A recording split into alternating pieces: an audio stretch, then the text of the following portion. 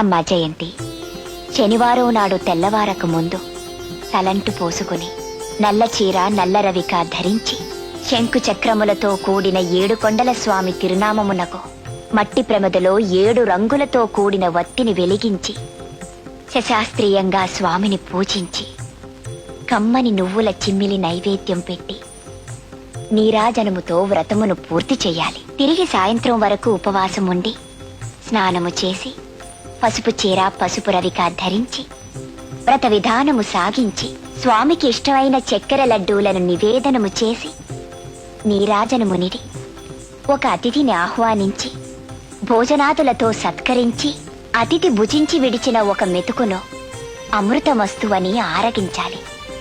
అప్పటికి ఆనాటి శనివార వ్రతం పూర్తవుతుంది.